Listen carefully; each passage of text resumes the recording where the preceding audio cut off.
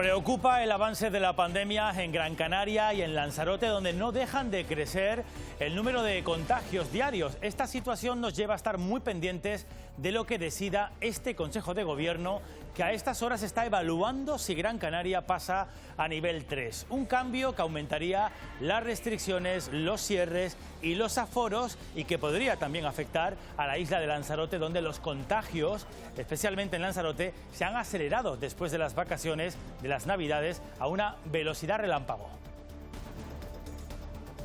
¿Qué tal a todos? Muy buenas tardes. En el lado opuesto tenemos a Tenerife, que podría aliviar sus restricciones pasando de nivel 3 al 2. Lo que está muy claro de momento es que Gran Canaria y Lanzarote están bajo vigilancia extrema, porque en esas dos islas no paran de subir, Isabel, los positivos cada día. Así es. De hecho, los cabildos de Lanzarote y también de Gran Canaria ya han pedido que se suba el nivel de alerta en ambas islas. Y esa decisión, Marta Rodríguez, saldrá de la reunión que está celebrándose ahora mismo.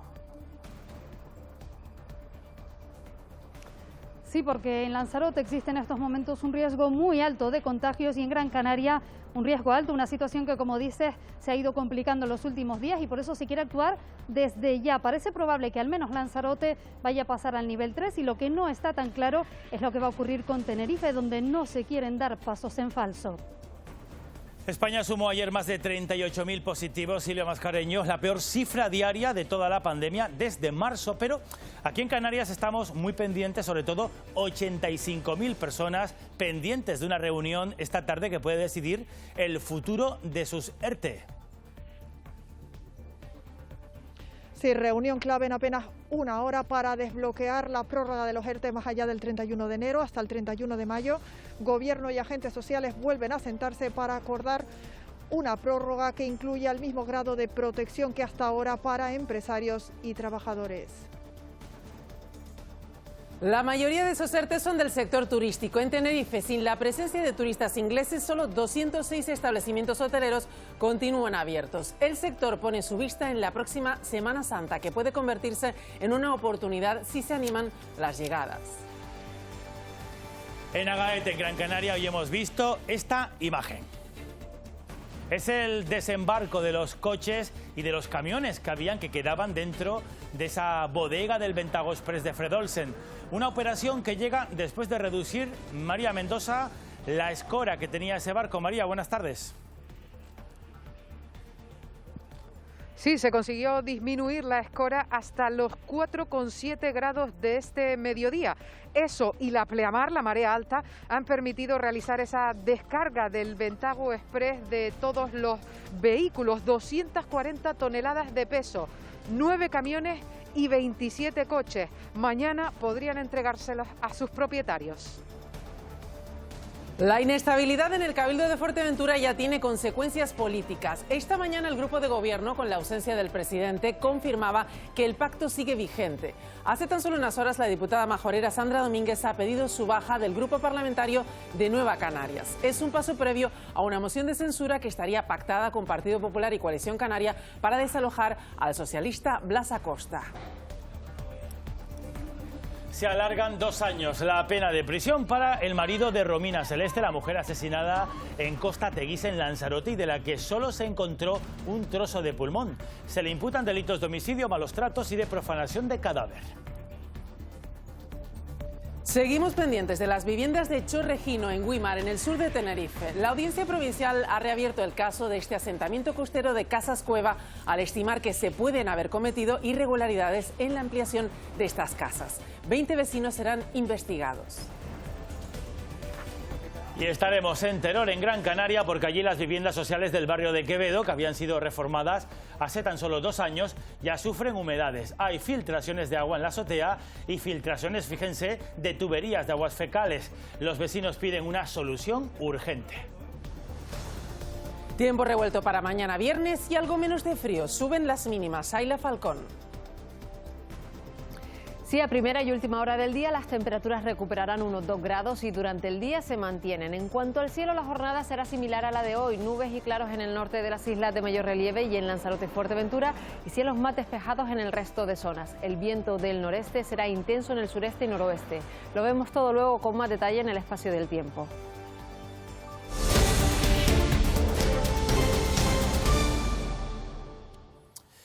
Vamos a empezar con la situación sanitaria aquí en Canarias, que se ha complicado, como saben, en los últimos días, últimas semanas sobre todo.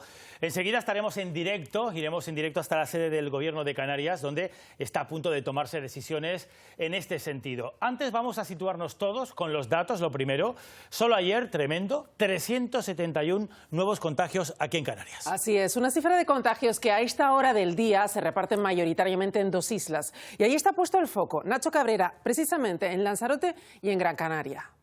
Sí, Gran Canaria 144 positivos ayer, Lanzarote 121. De hecho, Arrecife es la quinta ciudad de toda España que presenta un mayor incremento en el número de contagios diarios.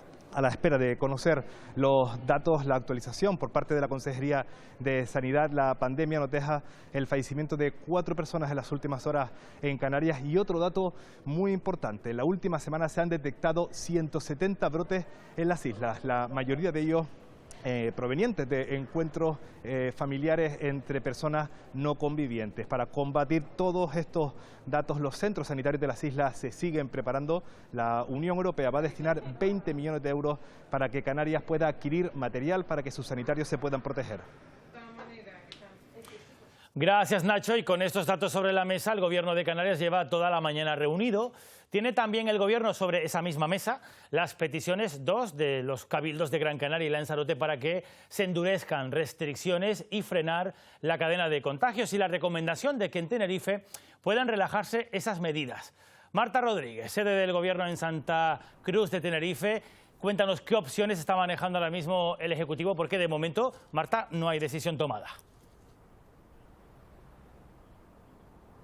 De momento no, pero según las informaciones a las que hemos podido acceder, es muy probable que al menos Lanzarote pase al nivel 3, se endurezcan esas restricciones que pasan, por ejemplo, por adelantar el toque de queda a las 10 de la noche o por limitar las entradas y salidas a la isla, medidas que también se podrían aplicar a la isla de Gran Canaria antes de que la situación se complique todavía más. En Tenerife, aunque las cosas han ido mejorando en los últimos días, se teme que una rebaja, una disminución de esas medidas antes de tiempo pueda suponer un repunte en el número de casos, y por eso a esta hora todavía no está claro que en Tenerife se pueda rebajar ese nivel del 3 al 2. Todas esas decisiones, todas esas medidas que se vayan a anunciar tendrán lugar en una rueda de prensa prevista para las 5 de la tarde aquí en la sede del Gobierno de Santa Cruz de Tenerife, y es una rueda de prensa que esta casa les va a ofrecer en directo. Gracias, Marta. Y en Tenerife ya lo saben bien porque llevan sufriéndolo varias semanas, pero para el resto conviene recordar qué significa en nuestra vida diaria vivir en una isla con nivel de alerta 3. Un nivel 3 supone la restricción de entrada y salida de personas en toda la isla, salvo para desplazamientos que estén debidamente justificados en los supuestos que marca la norma. El toque de queda se amplía de 10 de la noche a 6 de la mañana. La permanencia de personas, tanto en espacios de uso público como privado, cerrados o al aire libre, va a quedar limitada a las personas convivientes, salvo en la hostelería y en la restauración. En este caso siempre habrá que respetar el número máximo de 4 usuarios por mesa. No se podrá ofrecer servicio de restauración en el interior de los locales y el aforo en las terrazas se reduce al 50%. Restricciones asociadas al nivel 3 de riesgo que han pedido los presidentes de Gran Canaria y Lanzarote. Tenemos que establecer medidas mucho más restrictivas. Es muy probable que a lo largo de esta semana estemos en el nivel 3. Porque la incidencia acumulada a 14 días en Lanzarote no es buena, ni tampoco la tendencia. Tras el pico del 10 de septiembre, cuando llegaron a 334 casos por cada 100.000 habitantes, se produjo un descenso. Hace tan solo 25 días la incidencia era de 27 casos y hoy, tras un ascenso meteórico, de 365. Si hubiéramos entrado hace un mes, porque veíamos lo que se nos iba a venir, pues ahora no tendríamos las gravísimas cifras que vamos a tener, ni tener que tomar las restricciones que se van a tener. En Gran Canaria la situación no pinta mucho mejor. Tras alcanzar una incidencia acumulada de 330 casos a principios de septiembre, el 27 de noviembre la cifra había mejorado y descendido hasta los 35, pero en un mes y medio la tendencia ha vuelto a empeorar. Tenemos que ser contundentes a la hora de tomar decisiones que frenen el avance de la pandemia. Animo a que se tomen medidas más restrictivas, a que frenemos el avance. Una tendencia en la incidencia acumulada que también hay que vigilar en El Hierro y Fuerteventura, 2 islas en las que la curva también ha ascendido en las últimas jornadas. Ante esta situación, el único plan B es la vacunación, un plan de vacunaciones que va a buen ritmo en Canarias. En la isla del Hierro, un dato, en el caso de los sanitarios, María Fernández, ya han sido vacunadas, María, más de 200 personas. Está previsto que esta semana termine con más de 250 personas vacunadas. Tras el turno de los trabajadores y usuarios de las residencias de mayores, se ha acondicionado aquí en el Hospital Nuestra Señora de los Reyes el salón de actos para la vacunación del personal sanitario. Después de esta fase será el turno del resto de la población, priorizando a los de mayor riesgo. Este fin de semana se cumplen ya 21 días tras las primeras dosis administradas en el caso del Hierro en la residencia del Pinar, por lo que será el turno de las segundas dosis correspondientes. El director del área de salud de la isla asegura que el balance es muy positivo. Tengamos en cuenta que la vacunación comenzó en todos los puntos de Europa a la vez que en el Hierro. Hasta hace poco nos salíamos en los billetes de euro y nos vacunaron al mismo tiempo que empezamos la vacunación al mismo tiempo que el resto de Europa. Nosotros vamos a muy buen ritmo y no vamos a parar ni un solo día mientras tengamos vacunas, de vacunar a las personas del Hierro para protegerlas cuanto antes. Bien, el resto de España cerró ayer con la peor cifra diaria de contagios desde que comenzó la pandemia, casi 40.000 casos y muchas comunidades ampliando restricciones. Pero aquí en Canarias miremos también los efectos económicos que dejan a 80.000 canarios bajo ERTE, cuyo futuro, Silvia Mascareño, se discute precisamente esta tarde en Madrid. Sí, y ese futuro inmediato podría despejarse esta misma tarde para todos esos canarios que están en el expediente de regulación temporal de empleo, porque Gobierno y agentes sociales vuelven a reunirse para desbloquear un acuerdo y prorrogar los ERTE más allá del 31 de enero hasta el 31 de mayo. La ministra de Trabajo, Yolanda Díaz, es optimista al respecto, cree que entre hoy y mañana podría alcanzarse ese acuerdo y que además ese acuerdo recoja el mismo grado de protección que hasta ahora para empresarios y sindicatos, es decir, un compromiso para el mantenimiento del empleo, también prohibición de repartir dividendos, prohibición de realizar horas extras y que la prestación ronde el 70% de la base reguladora, tal como hasta ahora. Gracias, Silvia. Enseguida volvemos a Madrid porque los ERTE no son los únicos efectos económicos que tiene la pandemia. La Palma ha presentado hoy su factura completa, la social y la económica, que ha dejado el coronavirus en la isla. Magali Cáceres durante 2020. Cuéntanos. El estudio ha sido encargado por la Consejería de Empleo del Cabildo Insular para poder conocer de primera mano y cuantificar el impacto que esta pandemia ha tenido en La Palma durante el año 2020. Ha sido presentado hoy por el propio presidente Mariano Hernández, la consejera de Empleo Raquel Díaz y los propios responsables de la consultoría que ha elaborado este informe. De él se desprende que la isla de La Palma ha sido una de las menos incidencia que ha tenido, aunque esos datos no se traducen en los números del paro, un 27,2% frente al 25% que como media tienen las Islas Canarias. Los motivos, los mismos que en el resto de las islas. Todo este confinamiento y también el cero turístico que han sufrido las islas. Aún así, el tejido empresarial palmero ha demostrado fortaleza, porque es la tercera isla que menos empresas perdió durante este año. Ante un contexto de población no creciente, que disminuya tu renta per cápita también es algo, una asignatura sobre la que hay que centrar muchos esfuerzos políticos. El estudio pone de manifiesto también que a nivel de comarcas, pues a nivel empresarial el COVID no ha tenido el mismo efecto y a nivel de comarcas, pues la zona valle se sitúa en materia de desempleo por encima de lo que es la comarca este de la isla. Esto en el caso de La Palma, pero en Tenerife una de las peores huellas que deja la pandemia es económica también, sector turístico, con los países emisores de turistas casi confinados, casi todos.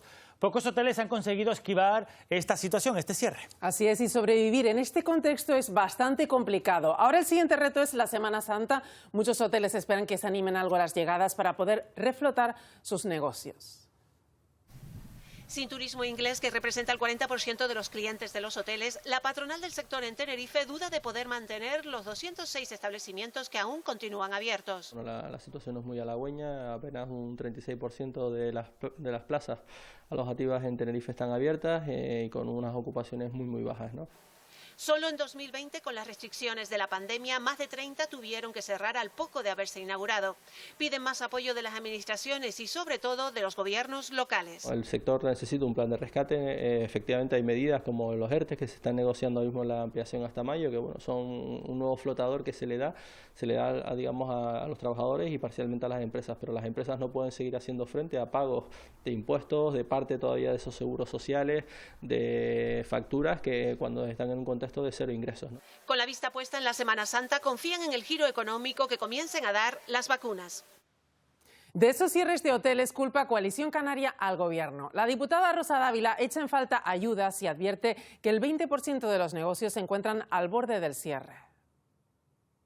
Ante esta situación, le pedimos al Consejo de Gobierno que tome hoy una decisión de catástrofe económica en Tenerife que permita arbitrar ayudas directas, exención de impuestos, aplazamiento de impuestos, ayudas directas que cubran los gastos fijos de los comerciantes.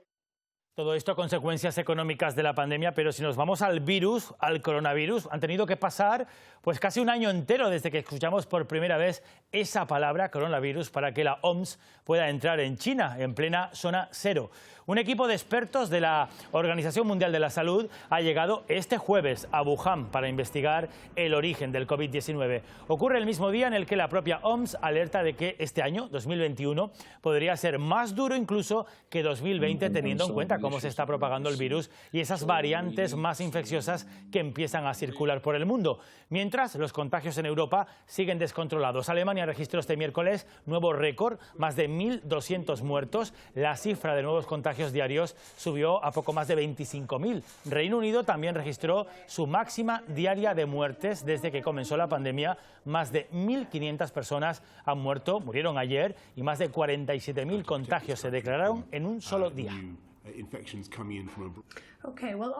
Nos detenemos un momento en Estados Unidos porque allí, cuando queda menos de una semana para que deje el cargo, Donald Trump va a ser el primer presidente en la historia del país en ser sometido a 2 procesos de impeachment. Todo tras aprobarse el segundo juicio contra él por incitación a la insurrección por el asalto ocurrido hace tan solo unos días en el Capitolio. Nuevo juicio político a Trump, que se convierte en el primer presidente de la historia que es sometido 2 veces a impeachment. La Cámara de Representantes de Estados Unidos lo ha aprobado bajo la acusación de incitación a la insurrección. Tras 8 horas de debate, 10 legisladores republicanos se han sumado a la iniciativa, que ha recibido 232 apoyos y 197 votos en contra. La Cámara ha demostrado que nadie está por encima de la ley, ni siquiera el presidente de Estados Unidos. Donald Trump es un peligro claro y presente para nuestro país y debe irse ya. Un anuncio que se ha hecho entre fuertes medidas de seguridad tanto en el exterior como en el interior. El Capitolio está tomado por el ejército, mientras en un vídeo en el que no hace mención a su segundo juicio político, Trump ha condenado la violencia que vive el país. La violencia y el vandalismo no tienen ningún lugar en absoluto en nuestro país ni en nuestro movimiento. Lo que se necesita de nosotros ahora es que nos escuchemos unos a otros, no que nos silenciemos. El caso pasa ahora al Senado, donde se determinará la culpabilidad del presidente y donde se necesita una mayoría de 2/3 para condenarlo. Todo apunta a que no se celebrará hasta el martes, un día antes de que Biden tome posesión como nuevo presidente.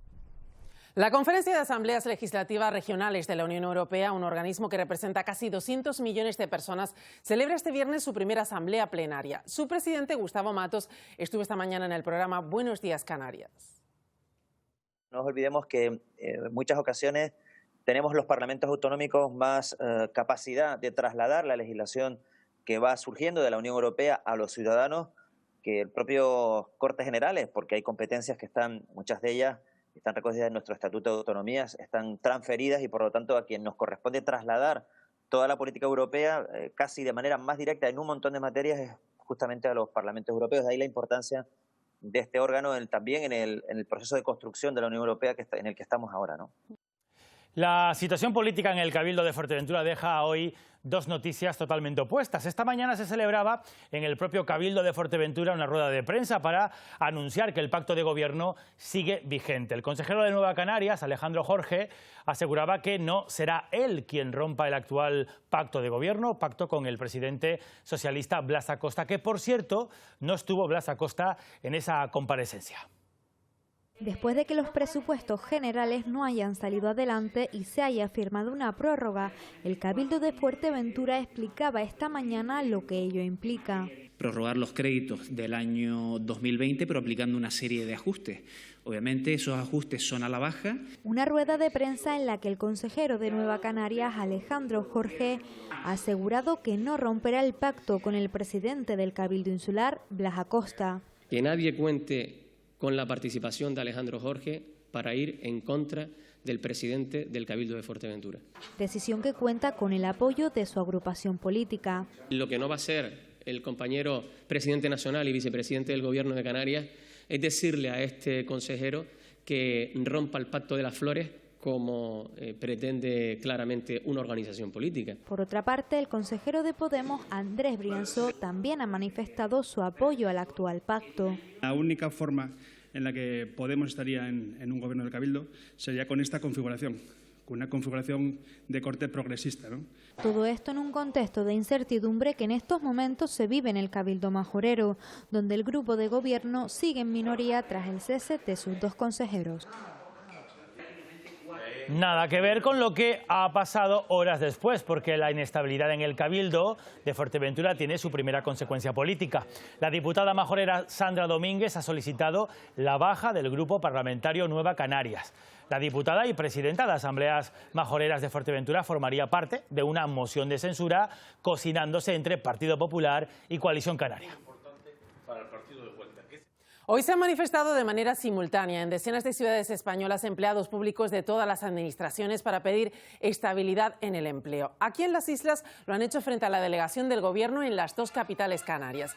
En esa concentración están también los trabajadores temporales autonómicos que mañana celebran su segundo día de huelga. Insisten en que el Ejecutivo retire la oferta pública de empleo y se garantice el puesto de trabajo a los empleados que lleven al menos 3 años en la Administración. Que se reconozca administrativamente por parte de las administraciones públicas ese abuso de temporalidad y que se resuelva dando estabilidad en el empleo a esos trabajadores. Reformen las leyes necesarias para aplicar la directiva europea que obliga a la fijeza a los empleados públicos que lleven más de 3 años de contrato.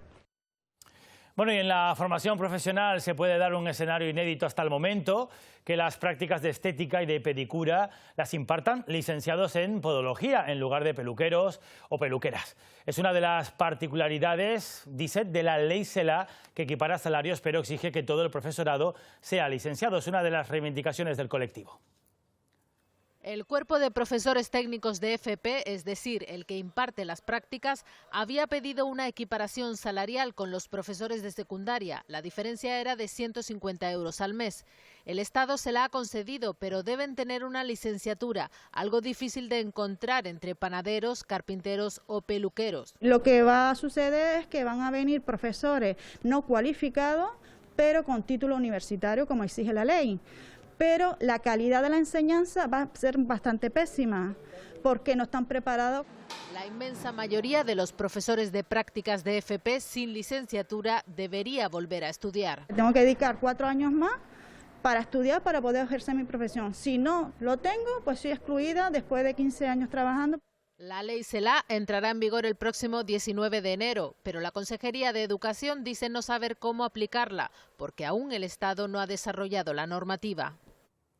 Salvamento Marítimo ha localizado una patera con 18 personas al sur de Gran Canaria. No se espera su llegada a costa hasta mañana. Frontex, la Agencia Europea de Fronteras y Costas, ha desplegado ya a 26 efectivos aquí en las islas.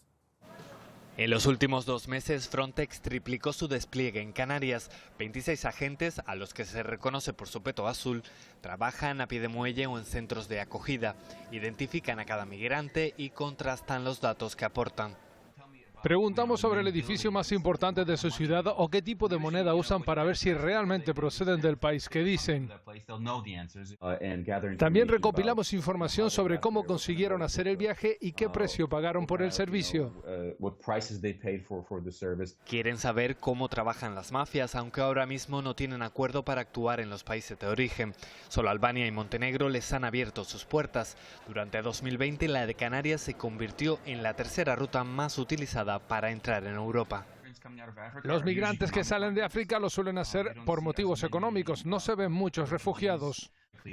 Esos migrantes no ven Canarias ni incluso España como su destino final. Frontex comparte base de datos con Europol para localizar a posibles miembros de bandas criminales. Un trabajo minucioso siempre coordinado con la Policía Nacional. Y hoy vamos a conocer la historia de Faisal Oumar. Aquí lo tienen. Es un inmigrante ganés afincado aquí en Canarias y lleva más de un año esperando por la renovación de su documento de identidad. Bueno, su documento y todo lo que luego eso implica. Así es, el problema burocrático le impide trabajar, sacarse el carnet de conducir o abrirse una cuenta bancaria. Desde ayer se manifiesta a las puertas de la delegación del Gobierno. Tan solo quiere una oportunidad para poder progresar. Cada vez más traba detrás de otro. Pues eso ya es que no aguanto más, no puedo más. Yo quiero trabajar y quiero hacerlo. Faisal Oumar llegó de Ghana hace 25 años y aquí formó una familia con una canaria. Ha renovado hasta en 3 ocasiones su documento de identidad en este tiempo, pero ahora asegura que lleva un año esperando por este trámite que se suele resolver en 3 meses. La situación afecta directamente a su proyecto de vida. Hay mucha gente en esa situación, incluso peores. Algunos se han rendido. Yo conozco gente que está durmiendo en un parque, bajo en un puente, porque ya se han rendido y ya se han cansado de tanto seguir. No puede trabajar, pero tampoco sacarse el carnet de conducir o abrir una cuenta bancaria. Me tiene amarrado, no puedo hacer nada, que nada más que estoy caminando, pero amarrado. Por eso ha decidido actuar y denunciar su situación. Según delegación del Gobierno, los retrasos solo se están produciendo en la emisión de la tarjeta física, algo que dicen no afecta a los contratos y gestiones de los extranjeros. Y se alarga 2 años la pena de cárcel para el marido de Romina Celeste. Es prisión provisional en la mujer asesinada en Costa Teguise, en Lanzarote, y de la que solo se ha encontrado un trozo de pulmón. Esta causa sigue en investigación judicial. Se le imputan delitos de homicidio, malos tratos y profanación de cadáver. Enero de 2019, Lanzarote en el foco mediático por un crimen ocurrido aquí, en esta vivienda de una urbanización de Costa Teguise. Todo comenzó tras la desaparición de la joven paraguaya Romina Celeste. Se llevó su ropa, se llevó mi móvil personal. Es la voz de Raúl Díaz, el marido de Romina. Tardó 8 días en denunciar su desaparición. Entonces yo hasta la llamada de la familia de Paraguay, yo no me alarmo. Se convierte en el principal sospechoso. Raúl, ingeniero de profesión, es detenido. Confiesa que se encontró a su pareja muerta, quemó su cuerpo en una barbacoa y lo arrojó al mar. Socorristas de esta playa hallan un resto orgánico. El ADN confirma que es un pulmón de Romina. El marido de Romina, que deberá permanecer al menos 2 años más en prisión provisional, está entre rejas desde enero de 2019. Para el Ministerio Fiscal, él es el autor de un delito de homicidio, maltrato habitual, profanación de cadáver y simulación de delito al denunciar la desaparición de su mujer cuando ya se había deshecho de su cadáver. A la espera de la celebración del juicio, el crimen deja a una familia rota por el dolor, la conmoción y la condena de un país ante un aterrador caso de violencia machista.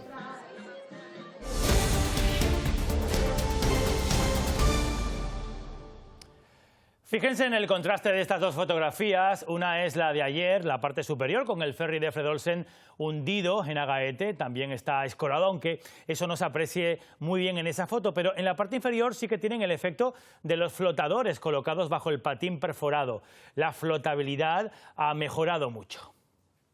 Ya lo ven, se ha logrado reducir la escora que presentaba ese barco y eso ha propiciado, María Mendoza, que ya haya comenzado esa operación, la siguiente, que era el desembarque de la mercancía, sobre todo los coches y los camiones. ¿Cómo ha ido ese desembarque?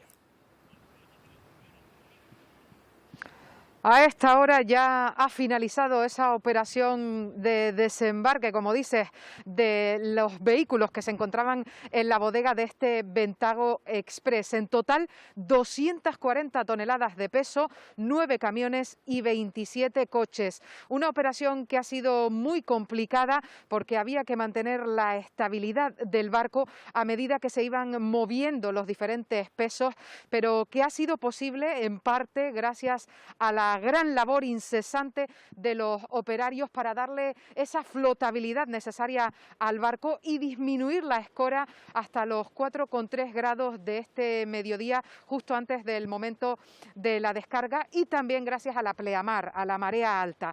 El director de flota de Fred Olsen, Juan Ignacio Liaño, nos ha confirmado que mañana mismo ya podrán devolverle los vehículos a sus propietarios. Reducida la escora, tocaba proceder a la descarga. Rozando la 1:30 de la tarde de este jueves, el Ventao Express pudo comenzar a decirle adiós a sus 250 toneladas de carga. Todas en perfectas condiciones y bueno, lo habéis visto vosotros en directo. Hemos aparcado todo ahí para hacer un chequeo de todo y ya mañana, seguramente a partir de las 12, empezaremos a hacer entrega a todos los clientes. Ahora toca centrarse en terminar de afianzar el buque para poder trasladarlo a los astilleros, mientras los trabajos para disolver la mancha de combustible de 50 litros continúan. Con las medidas que se están aplicando, tipo barreras de contención y de protección y la aireación mecánica o la dispersión, promoviendo la dispersión mecánica del combustible, yo quiero creer y creo que realmente el impacto sobre el medio natural va a ser mínimo y muy asumible. Las playas continúan cerradas al baño.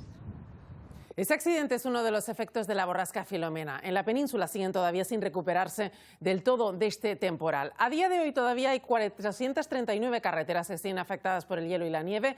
En Madrid, además, Silvia Mascareño, la situación no acaba de mejorar del todo. Y tardará en hacerlo. Hoy el alcalde de la capital, José Luis Martínez Almeida, ha hecho balance de la situación y ha puesto sobre la mesa una imagen muy gráfica.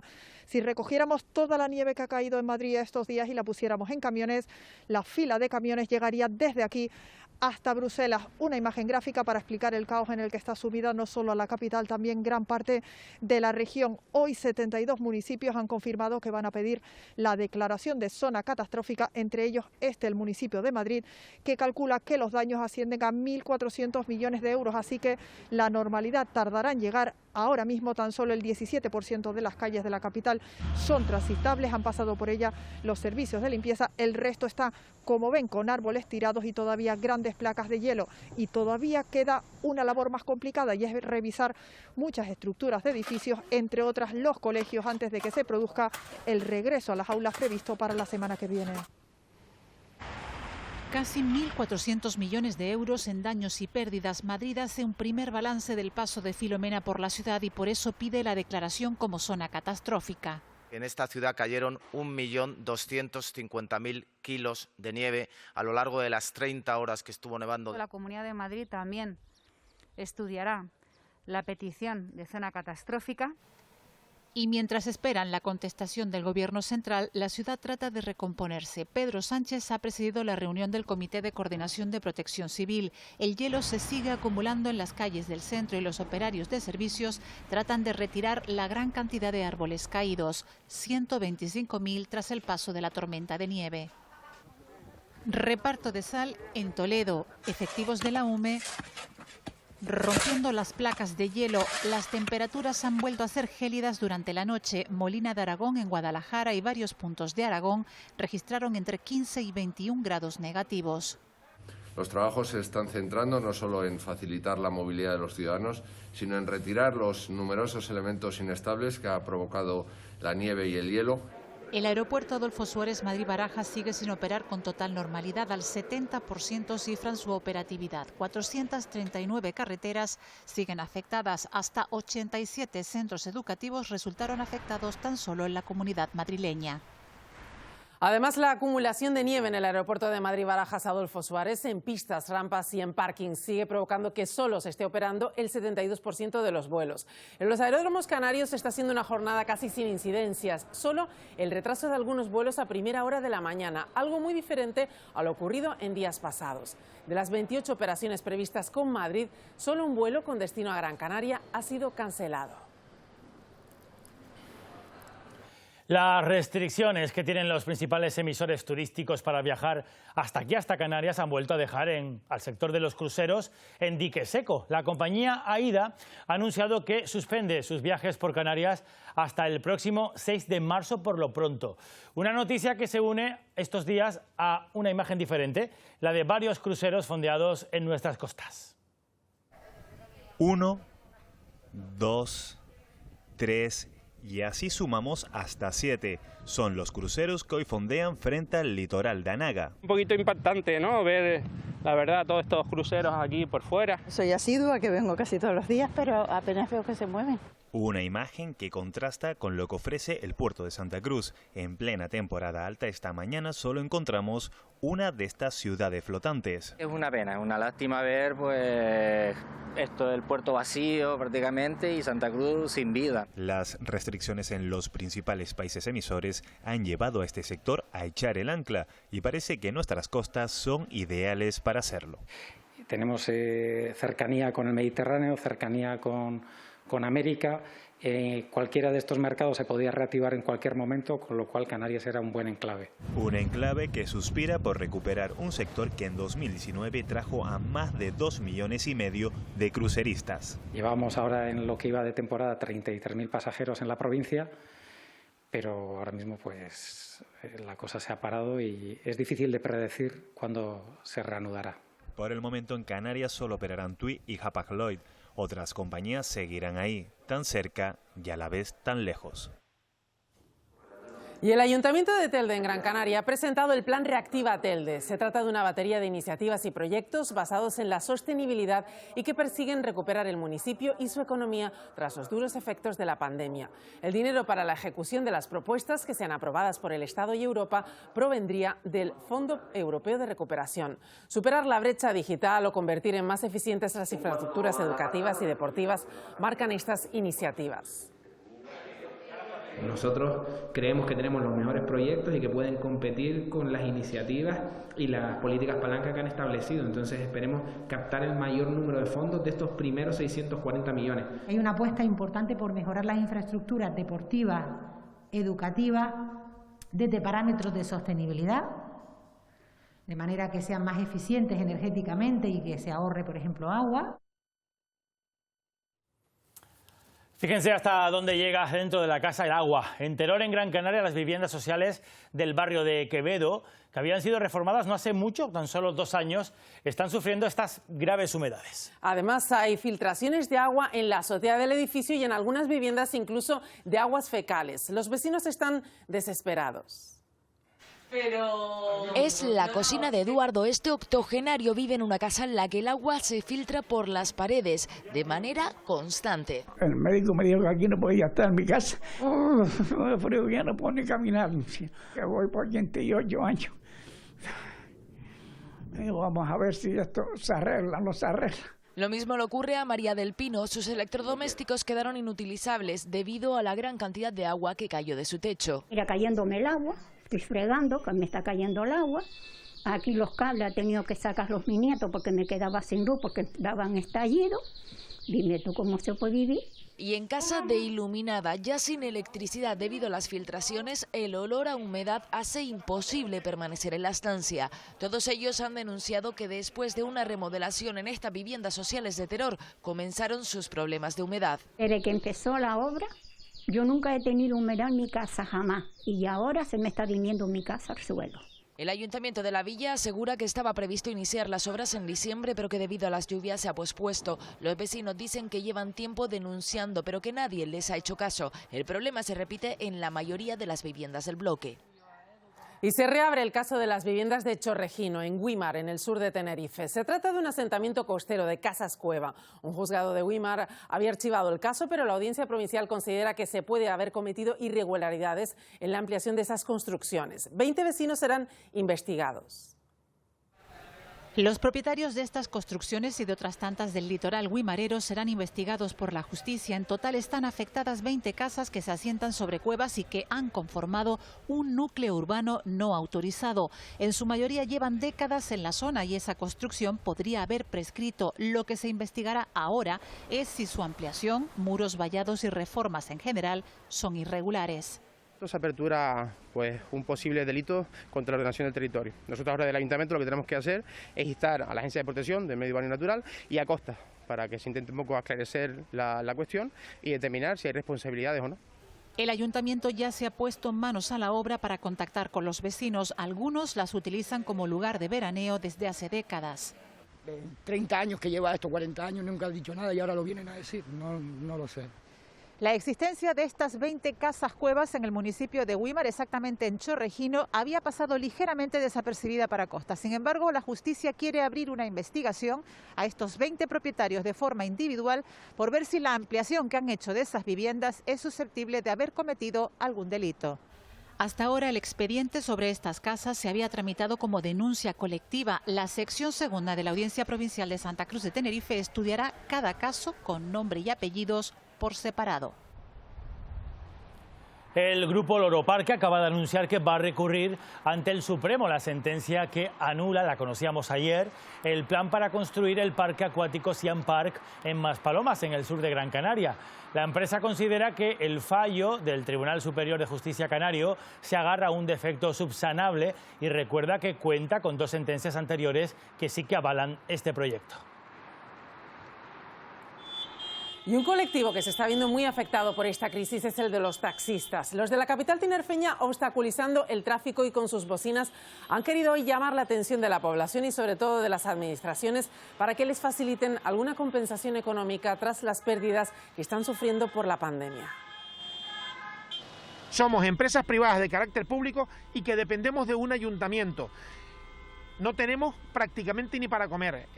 Los compañeros están yendo muchos, los que por desgracia le han salido peor las cosas, a buscar comida.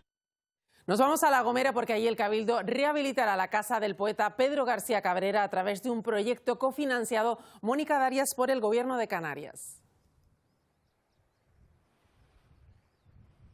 Así es, el Cabildo de La Gomera ha recibido una subvención directa de 200.000 euros otorgada por el Gobierno de Canarias dentro del plan de financiación de la casa natal de uno de los gomeros más ilustres de la isla, Pedro García Cabrera.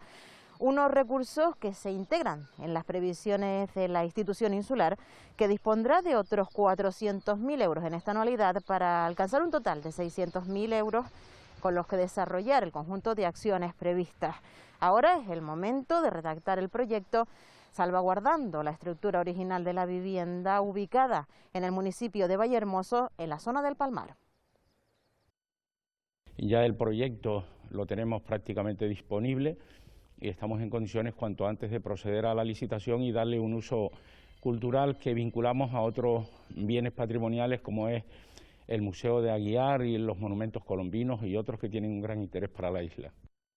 Y esta mañana el programa 1+1 que conducen nuestros compañeros María Domenech y Kiko Barroso se ha emitido desde la calle, en este caso desde el Teatro Guiniguada, que está en Las Palmas de Gran Canaria.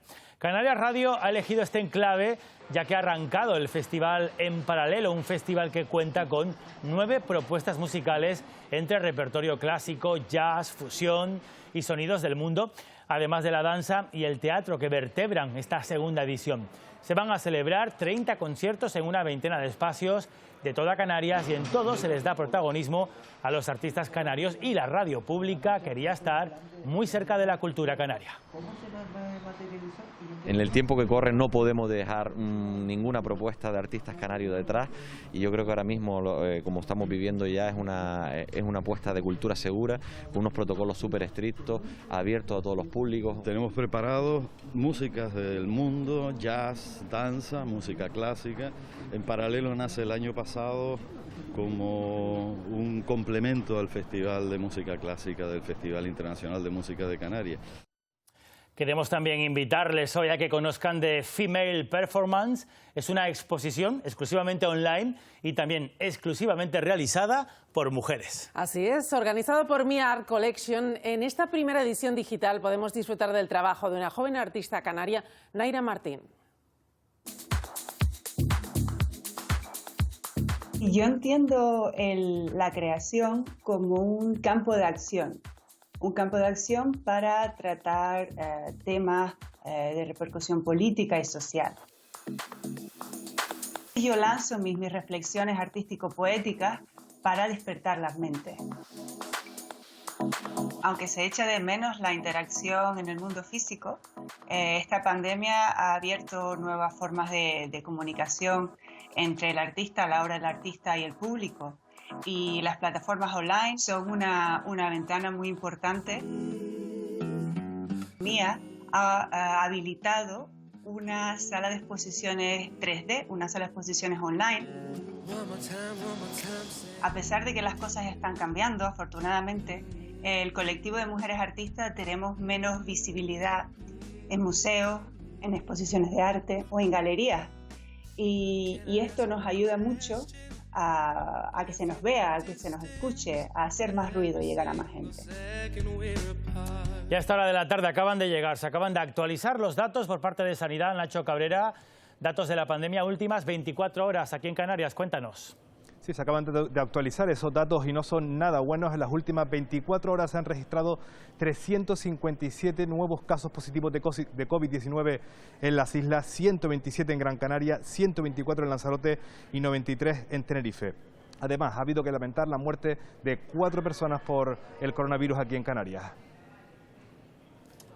Nacho Cabrera, últimos datos, 357 positivos. Ya ven que la tendencia es al alza en el número de contagios positivos. Estaremos muy pendientes esta tarde de las decisiones que tome el gobierno canario. Vamos a conocer un adelanto de la agenda deportiva porque ya hace 10 meses que se decretó el estado de alarma por el COVID, Isabel, y es tiempo de que llevamos ya mucho sin lucha canaria. Así es, muchos deportes han recuperado la actividad. Michel Quintana, pero no es el caso de la lucha canaria, ¿no? Sí, sin duda es la disciplina en nuestras islas que más ha sufrido, porque no solo no han podido competir, sino que ni siquiera han podido entrenar en los terreros. Así que le hemos pedido a algunos luchadores destacados que nos digan cómo lo están haciendo y vamos a verlos entrenar en sus casas y aquellos que pueden hacerlo en algún gimnasio. Será algo de lo que veremos en el Tiempo Deporte en tan solo un minuto.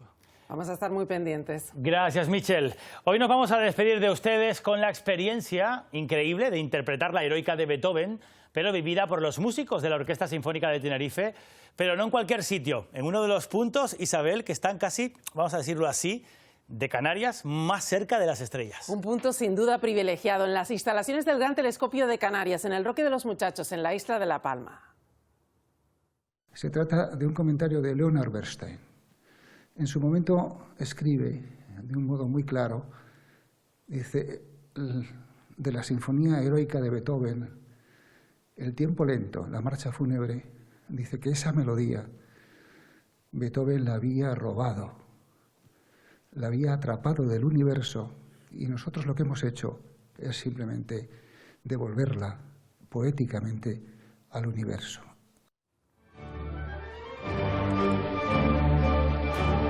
El vídeo, concebido en el 250 aniversario de Beethoven, muestra la simbiosis entre la ciencia y la cultura a través de la música, en una iniciativa en la que científicos y músicos han tenido la oportunidad de acercar sus universos. Con estas imágenes terminamos. Hasta mañana, tengan buena tarde.